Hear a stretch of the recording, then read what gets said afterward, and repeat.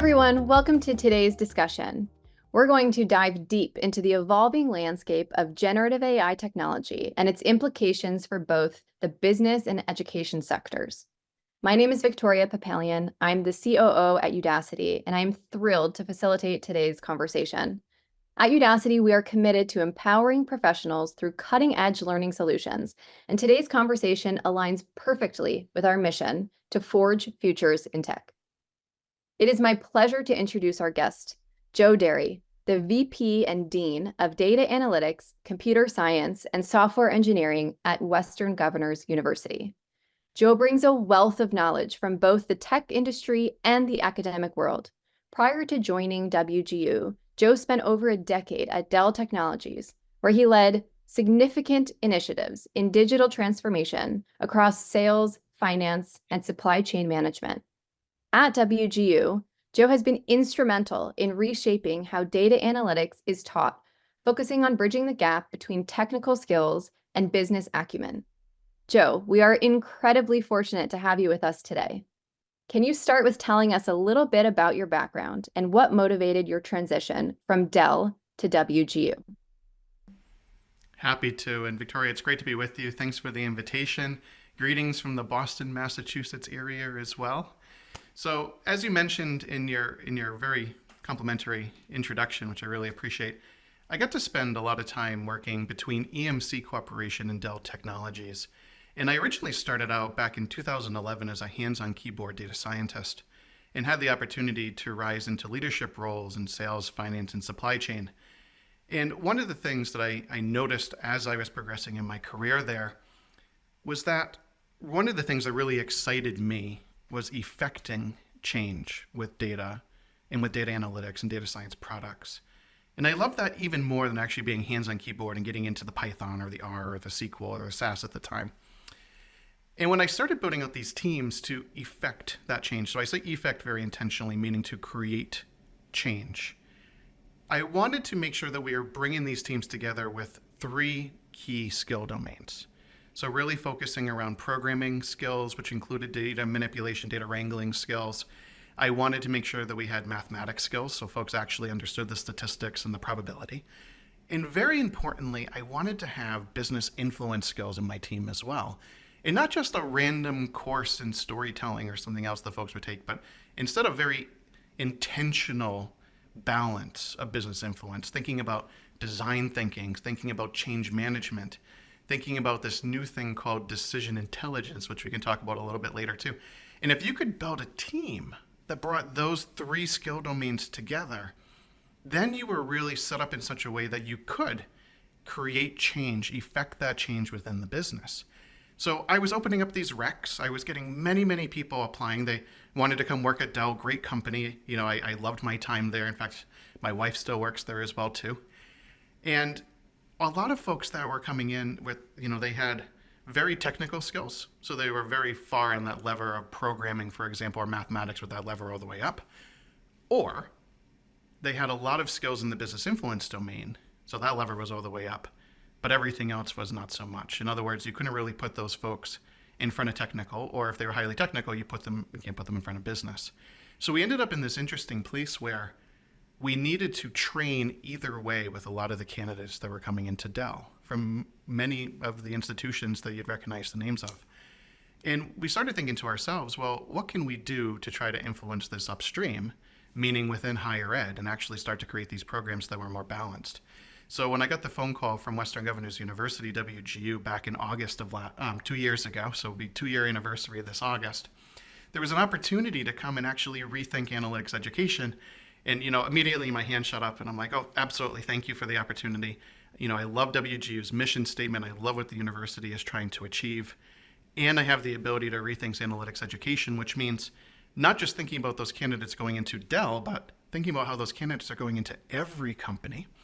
And then if I fast forward 2 years to where we are now, we have a new undergraduate, a new bachelor's in data analytics that launched in September, which of course has Udacity incorporated as well, which we can talk about. And we have a brand new master's in data analytics with concentrations in data science, data engineering, and decision process engineering. So all those things I was talking about that we really needed. And that's going to be launching in August later on this summer. We just had our announcement for that. So came from the passion of being a hands-on keyboard data scientist, grew through into leadership, identified a need for a balance of skills, and now I've started creating that within academia so we can create all these troops and get them out into companies to affect that change. That's great. Thanks, Joe, for sharing a little bit about your journey. With your rich background at both Dell and WGU, I know you've seen firsthand how GenAI can reshape large organizations and education. As interest in GenAI grows, it's also important to consider what gets missed. So, to start this part of the discussion, can you share with us some critical aspects that companies often overlook when rushing to adopt GenAI? Sure, I'd be happy to. And when I look at it from two perspectives, the first, which is a real positive with GenAI, is that everyone's talking about it. When we first saw OpenAI bring ChatGPT to light, everybody, whether they're in analytics or not, is now excited about the potential, and they're starting to think about that art of the possible, the what can we do? Which that's really exciting because as somebody that used to lead these data science, these digital transformation initiatives, building that excite factor is really important in user adoption. So thank you, ChatGPT and OpenAI, for that.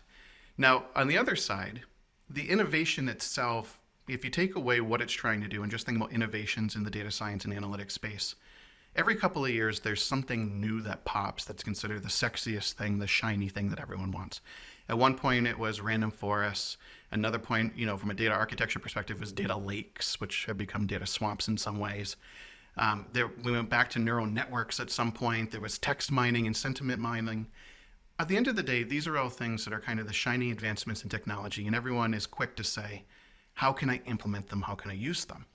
But the one thing that they sometimes forget to pay as much attention to, and again, caught up in the excitement, is data quality, the data infrastructure itself, and most importantly, how is the business going to actually consume what's being built?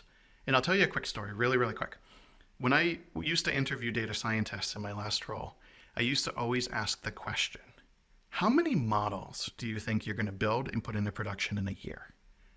And I used to get these blank stares. They look at the ceiling, they're doing math. They're like, okay, well, there's 50 something weeks in the year, and I'm going to do this many models a week. And they come up with this very, very high number of, 300 models or something. And I look at them and say, a highly productive data science or advanced analytics team is probably going to put 3 to 4 algorithms out into production a year. Not talking about maintenance or anything, but just net new. And then they would just have this look of astonishment on their face. Because in a lot of ways, this talent is trained to build these models. But 90+% of a project is how do you implement it? How do you build these pipelines in an efficient way? And then how do you actually get the insights into the right hands at the right time in the right way to actually use it?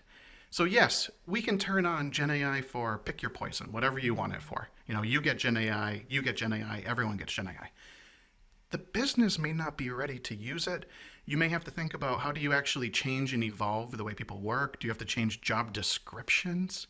Are your existing business processes, do you even know where to put the insights, or is it just going to live in some application that nobody's going to ever use? So to me, it's, of course, data quality, data infrastructure, but also, are folks even asking themselves how the business or how consumers would even use it in the first place?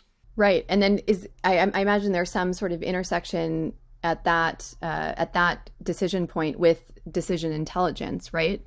So what role then does decision intelligence come in as an organization is thinking about these types of things?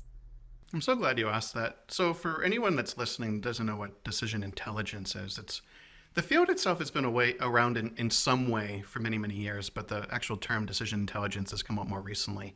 And it's really this harmonious blend of people, process, and technology.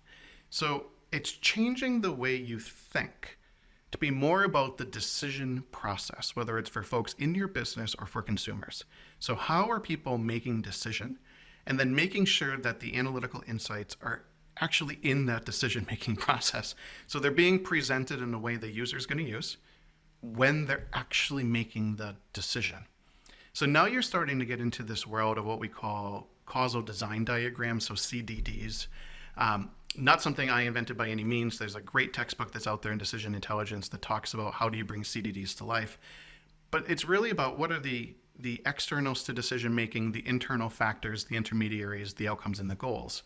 And it's forcing data scientists, data engineers, advanced analytics practitioners to look at it from not the perspective of the model or the AI or the ML, which is what everyone gets so excited about in this space, but instead to step back and say, without any math or any data, can you just draw out on a piece of paper what the decision-making process looks like? And then start to ask yourself, okay, well, where does AI or ML or something even more basic potentially fit into that? And that's where you start to realize, for example, that GenAI is not the solution to every problem. In fact, it's only the solution to a very narrow set of problems. You still need predictive algorithms. You still need risk assessment. You still need to cluster. You still need to build decision trees. All these other things are still for most use cases. GenAI is more about the user interface, that experience, how you're creating that interaction within the technology. But it's not necessarily replacing by any means a lot of these business use cases that have existed. So I know I went off on a little bit of a tangent there, but my point for that is it's all about frame of thinking.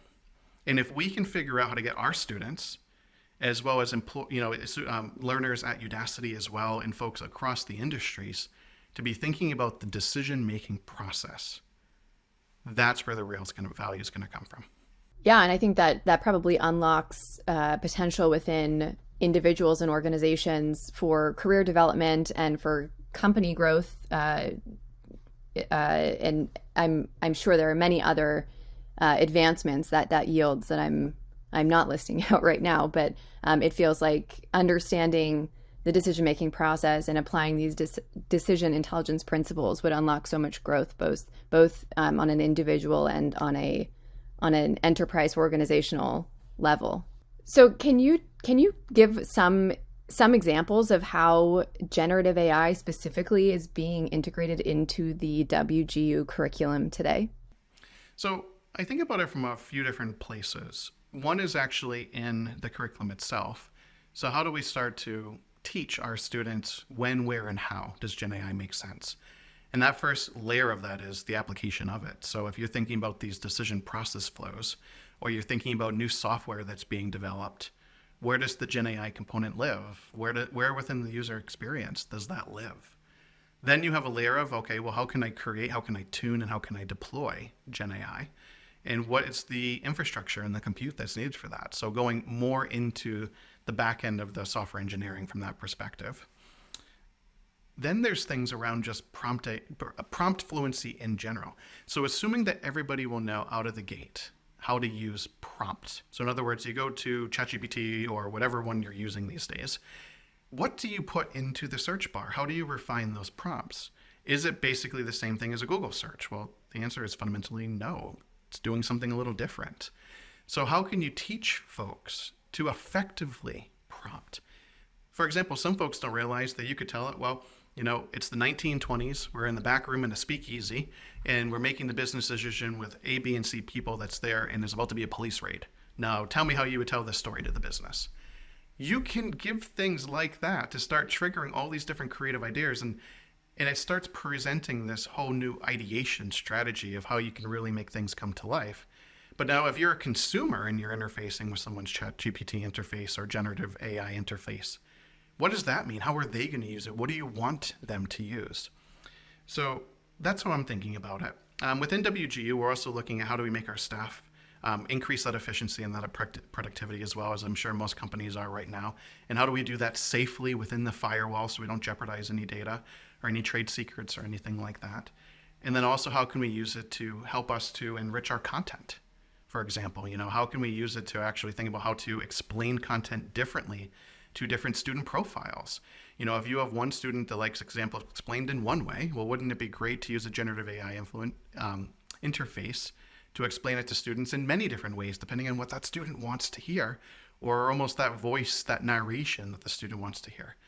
So we have some experiments underway right now. Nothing that I'm going to talk about at the moment, but we're thinking about it. We're trying to think about it from all aspects of where this can help us to kind of take WGU into the future. Yeah, that's really cool. I like how you talk about actually learning about the technology itself and the application of it. Also, generative AI influencing how students at WGU learn. And then on the flip side, how instructors or teachers, professors at WGU teach. So it's really affecting the entire educational ecosystem or the learning life cycle, which is really powerful. So I like that you touched on all of those elements. Um, so you've talked about the importance of not overly focusing on generative AI at the expense of the more foundational elements. Can you elaborate on what these sort of foundational elements are to you? Things like data management and process alignment, and how neglecting these elements can really impact the effectiveness of a generative AI solution or implementation. You touched on this a little bit, but just to put a finer point on it. Yeah, and I might even extend it a little bit from what I said before. It's really the speed of deployment in a lot of ways is the driving factor here. So if I think back to how data science and advanced analytics teams would deploy analytical products or insights before GenAI, it took a little bit more time because you either had to build a dashboard or you had to build an app or you had to build new software or something. So there was a development cycle where you could actually then, from the data engineering perspective and the data science, go back through and make sure the data pipelines were what you needed, that you have the right data lineage, that you have things in place from an ML ops perspective to look at model drift and data drift, that you could go and validate the sources of truth. You had time to do a lot of those things. Today, with the way GenAI has really come to be and how you can deploy these and implement them at scale so quickly, assuming you have the cost structure figured out, that time's not there anymore. You can spin these up really quickly, and if you're not careful with the gates in the boundaries, I had a leader at one point in my career that used to describe this as a playground with bumpers. So how do you create a space that you can play in, but if you go too far on the edge, you're going to get bumped back a little bit. If you don't spend time doing that, then any of the garbage in, garbage out from your data centers, the fact that you don't have lineage, the fact that it may not be tying back to a single source of truth, maybe you don't have a Calibra implementation so you can actually document everything. You don't have that time anymore. So that means that you now had to front load that into a lot of these initiatives because you don't have that in the deployment era. So as the data scientists are really starting to dive in, how do you make sure that you're thinking about data lineage? How do you make sure that you're thinking about that single source of truth? From an architecture perspective, what's the latency that you want some of these things to run with? Is 24-hour refresh on the source data enough? Do you need it to be near real time? If it's near real time, do you have to be doing edge computing? These are all things you should be thinking about in design now before you ever get to the algorithm that you're going to build, the analytical insights you're trying to get to, et cetera. And again, thinking about the decision process, where that exists, how you're going to influence it, will answer many of those questions. But you're really front loading a lot of that design into the beginning of your project now. That's really insightful. Thank you, Joe. Shifting focus a little bit to talk about the practical side of technology education. So, Joe, you've had a unique experience because you have this dual perspective from both industry and academia. So could you discuss how WGU approaches teaching and learning technical skills, especially those skills deemed critical in the business world? So there's a couple of things that are coming to mind. One is, again, the balance of those skill levers. A lot of this starts with curriculum design and just making sure that some of these levers are not an afterthought by any means, and that they are fully representative, they are fully balanced, and that every student that's going through, especially in our bachelor's program, so at the undergrad level, that you're getting that foundation that you then get exposure to not just the technical, but the business, with the idea that you can then springboard into a career that really fits what you love.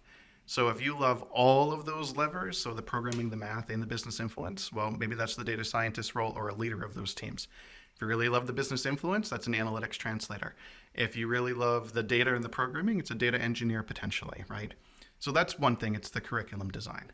The second is WGU's model being competency-based allows us to really get into the bread and butter of what skills do you need to do these jobs effectively, and then build the curriculum from that perspective.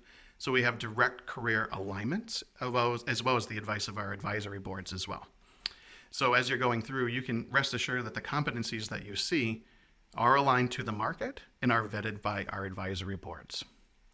The other thing that we make sure that we have is industry experts, academic experts, our instructors and our mentor population. These are folks that are there to help you get across the line. They're available as you need them through one-on-one appointments, webinars, things like that. So it's the support structure around the competency-based design and really intentional curriculum that's really trying to drive a lot of this. And with the programs we have today, we're able to do just that. So our students are actually coming out with these foundations. They're coming out with the right support structure. They're demonstrating competency.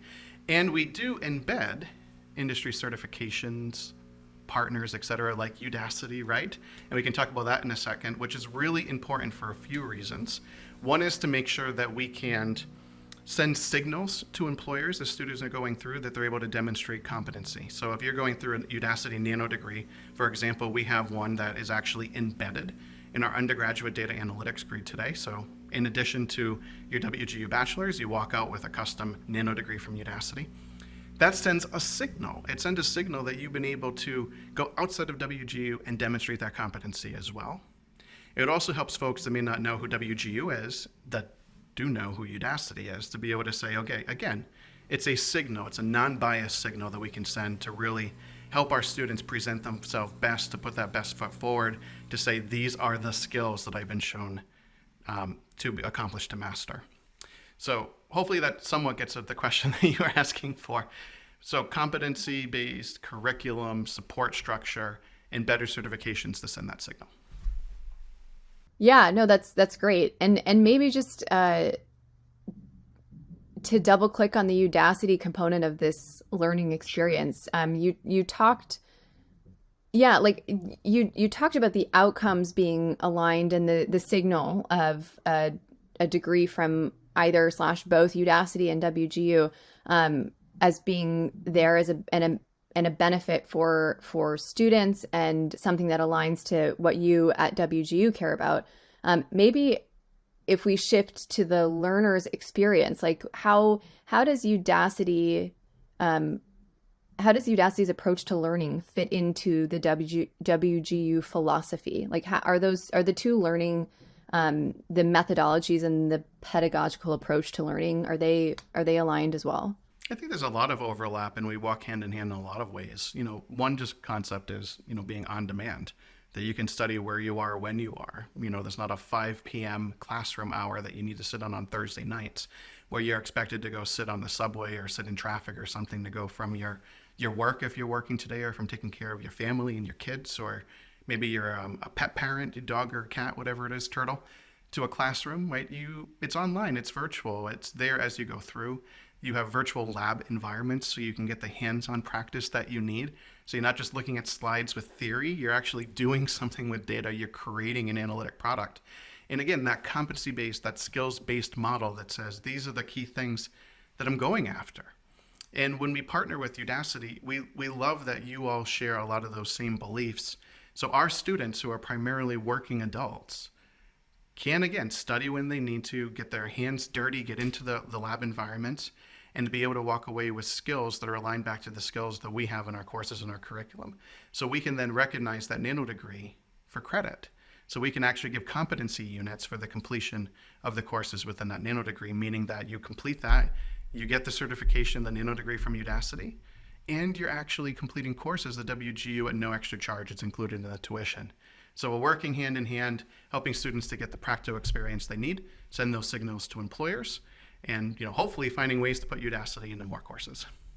So earlier you talked about career alignment as an important factor when considering how to teach technical skills. Like the skills you're learning need to be mapped to the role. When you can think about that from a role perspective, you can also think about that from a hierarchical perspective. So how do you think about the skills that one should learn and have to be effective, not only as a technical practitioner within an organization, but as a leader, either a technical or business leader, leading teams that with the hopes of staying, again, ahead of the curve when it comes to technical and AI-driven innovation. So does anything change? Or I imagine it does, but how so? How does the learning change when you're teaching to a practitioner versus a leader of these types of teams? I think it depends on where you are in your career and what you're looking to accomplish, right? So, some of the most effective analytics and tech leaders are folks that have actually had the hands on keyboard experience. Now, granted, if you're listening right now and you're thinking to yourself, I want to be a leader of one of these teams, but I don't want to learn how to code in Python or R or SPSS or SAS or Java or JavaScript, whatever it is, there may be pathways as well. A lot of it comes down to knowing enough about what your team is doing to be able to lead them effectively, to ask them the right questions and to redirect. Right? I've taken on technical teams in my career where, they could code their way around me for sure, but I at least knew enough about it that I could ask the right questions. So if you're an individual contributor, especially in our undergrad degrees, our skills get a little bit more focused on what those hands-on keyboard type things are going to be. So again, how do we give you the fundamentals of algorithmic thinking? How do we give you enough math to be able to say, okay, well, if I get this result, maybe whatever software you use and give you the little green check mark, can I at least ask the right questions to make sure that the assumptions are all valid and I'm doing the right things, and when I deploy this, it's going to do what I want? If I'm looking at a architecture that comes back from my team, can I at least ask the right questions around what this data looks like, what the throughput is, the pipelines, and so forth? We want to be able to give that foundation and then allow folks to go deeper based on where their passion is. By the time you get to the master's level, right? So of course, at a master's level curriculum, you're going to dive deeper, but you're going to start to get more focused as well. So you may decide I want to go much deeper into advanced algorithms, machine learning, optimization with data science. I'm going to go deeper into cloud deployments, analytics at scale, and data pipelines with data engineering. I'm going to learn truly what decision intelligence is and build a CDD with decision intelligence, decision process engineering. So foundation first, identify the skills that are broad reaching across many of the roles under the analytics umbrella, and then help folks to specialize. And again, if you want to be a manager of one of these teams, a leader, that's great. Our goal is to give you enough knowledge of what these teams are doing so you can ask the right questions. You can be able to have those conversations with them, do the whiteboard sessions, ideate, know when things are going off the rail and redirect. Though you may not be able to go as deep into the code as what one of your data engineers are doing unless you want to go take the master's degree. Yeah. So that's really helpful to understand how WGU and you personally think about teaching and learning in these sort of technical domains, zooming out from the WGU approach and to extrapolating to the broader landscape of generative AI. Right. Based on your experience, do you believe that the hype around generative AI as a technology is leading us towards a trough of disillusionment, if you think about the hype cycle? Or are there reasons to still be optimistic about the promise of Gen AI? Gartner's hype cycle, I think, fits really, really well here. When you think about the excitement that was built in the hype, everybody wanted to say they deployed Gen AI in some way. And now we're going into, as you called it, the trough of disillusionment, which is basically, are we even ready to do that? Do we have the data to do that? The compute to do it? Right? You hear NVIDIA coming up with these new chips to be able to get the compute to where you need it to be. The cost structure of what it takes to actually use some of these APIs in these models. And that's why some folks are hitting the brakes a little bit and now asking, okay, what am I really trying to do with this? And what's the return on investment and how is this going to fit in? I am optimistic though, and I'll give you an example. When I was at Dell, one project I worked on was deploying machine learning, a product of machine learning out to sales for a particular business problem. And we wanted to drive high user adoption. So these were sales managers, sales leaders, things like that. But with machine learning, especially, this was going back 5 or 6 years, it was a black box. Unless you pick something like a decision tree, which is if-then rules. And even for some folks, that was still a little like, I don't want to touch that.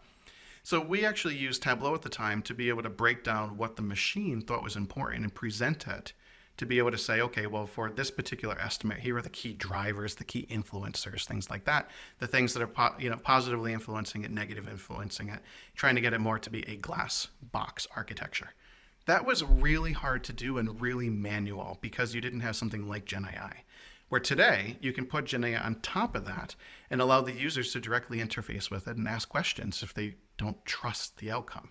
So in a lot of ways, it's been able to bridge the communication gap to create more transparency. That is a specific use case of where I think GenAI can be really helpful. So I think where companies are today is thinking, again, return on investment. What am I trying to do? What's the strategy? Business process. Where does it fit? And then three, on the technical side, can I even run it the way that I need to? And guess what? Most use cases that are out there, unless you actually need something that's truly user facing, that's flexible, where you can have that conversation with it, you probably don't even need Gen AI for some of those, for most of those, right? It's almost like a hammer looking for a nail instead of the other way around.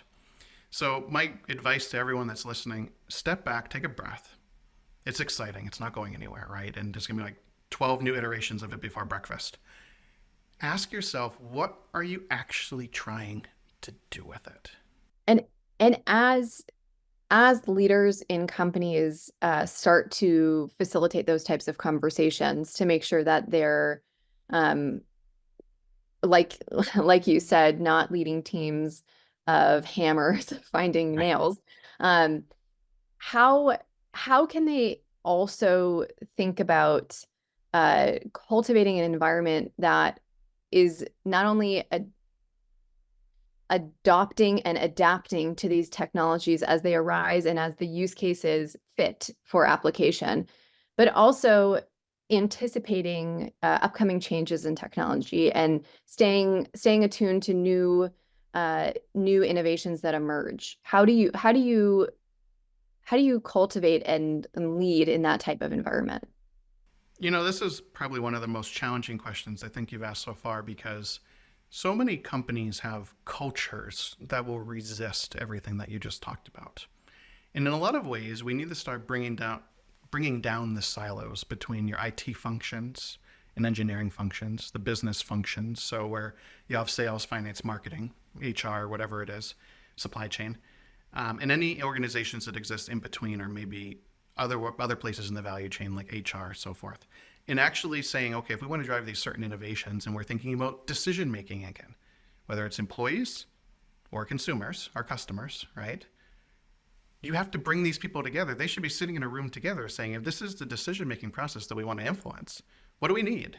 Where are we going with this? Because if you don't have enterprise architecture, data security, folks from the business that are SMEs in the process itself, HR, because you may be changing the way people work, they all need to be sitting at the same table together, more so than ever before. This is not something that you can waterfall your way through. Like, we're talking a new version of agility here that's going to really challenge a lot of companies and a lot of ways that people work. And I think more that we can bring these teams together in a hybrid way, we can get them onto an agile team that really has true representation across all these functions. You'll find that a mentality around how can we or how will we will start going a really long way versus some of the deployments of the past where you really could have a separate architecture, separate infrastructure. You start provisioning these permissions where data scientists do A, B, and C, data engineering do E, F, and G. That doesn't happen anymore. Like, that low-hanging fruit is pretty much gone. Like, that was in the late 2000s where a lot of that low-hanging fruit, people went after it. The problems that are left to face, especially with these technology advancements, require a new form of harmonization that it's going to really test the waters. It's going to push the limits with a lot of companies as they try to have cultural changes.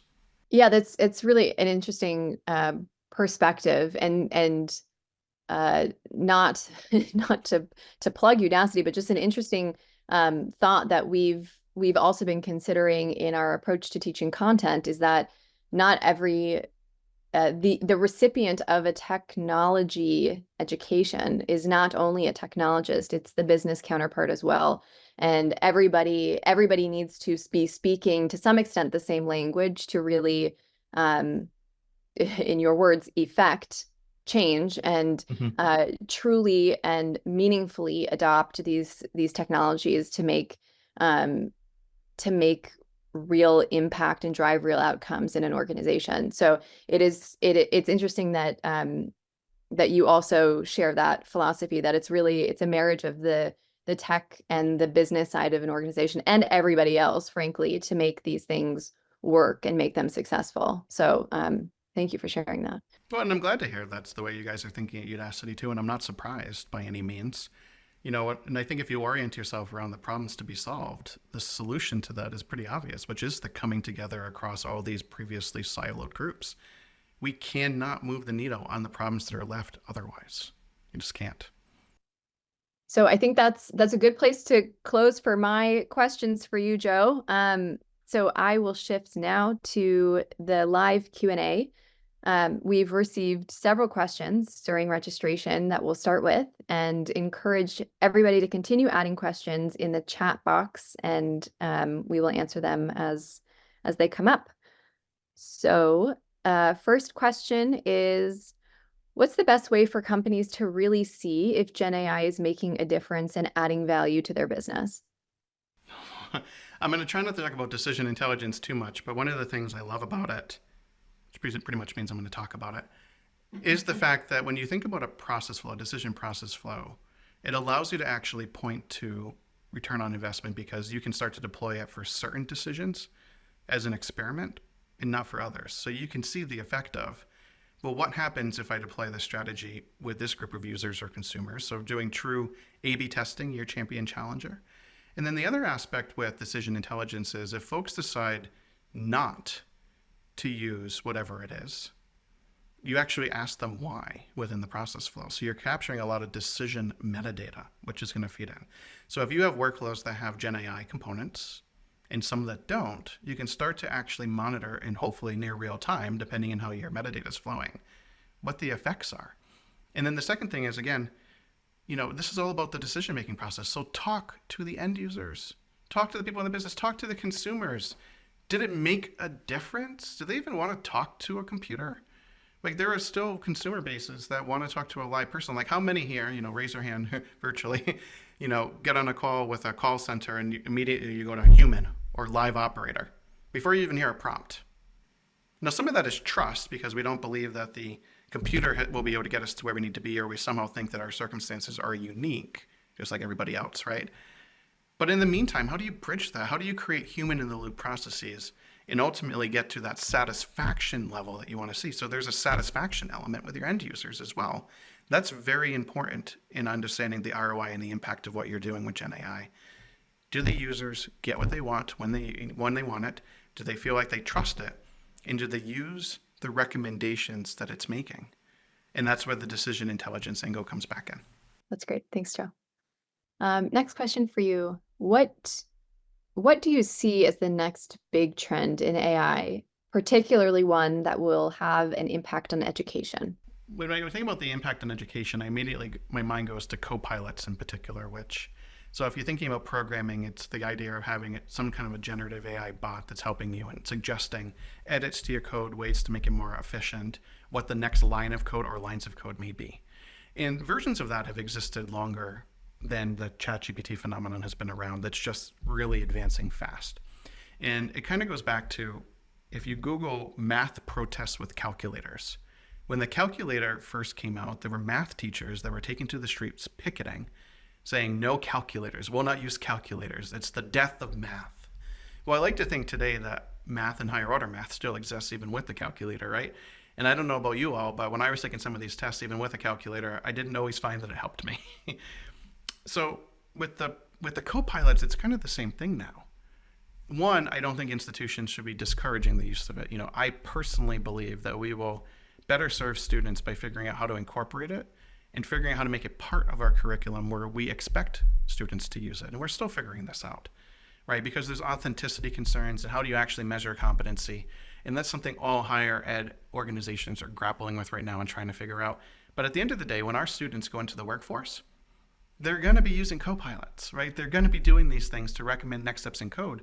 But how do you help them to build the skills needed to question what the co-pilot is recommending, to question the auto-generated code and prompt to make it more efficient, right? Taking all of that expertise that comes with it that the language model may not have and giving you that ability to rationalize what it's presenting and how do you think through it and refine the prompts.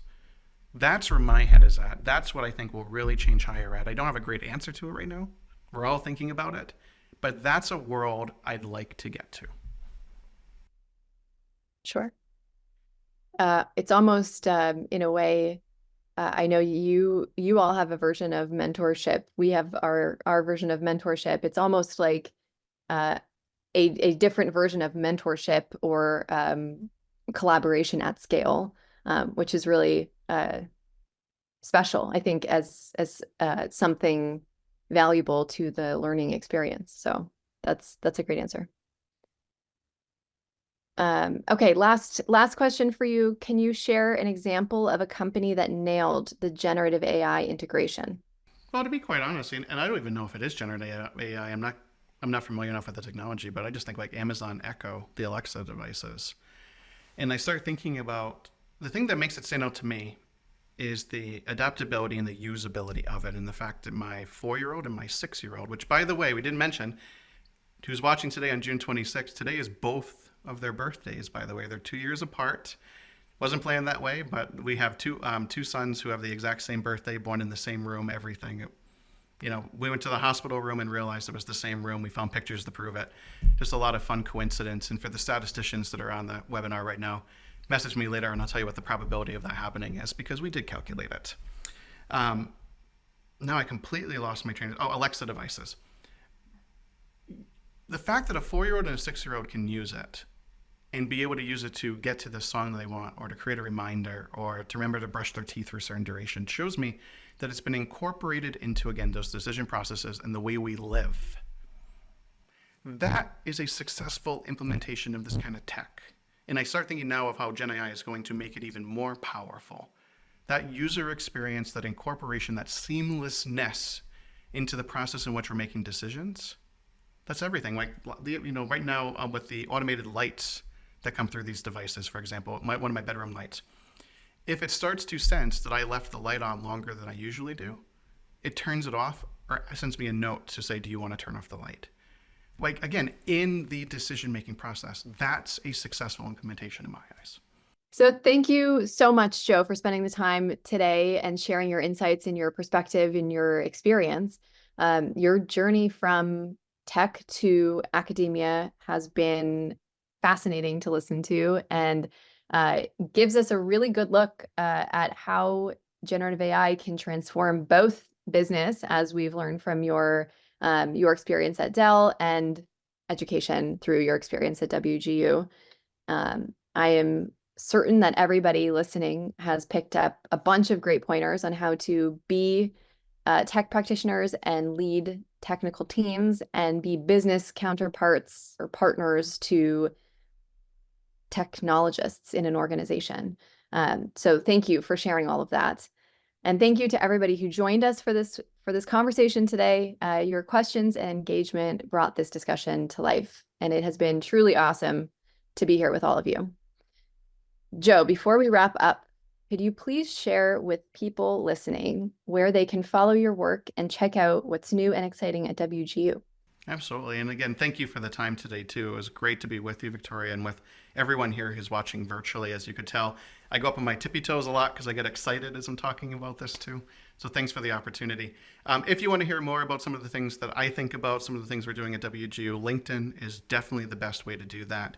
I'm always trying to send some videos, some blog posts, etc., around some of the great work that's doing, and some of the questions that I'm thinking about, looking for participation from this broader community to help move thought leadership forward.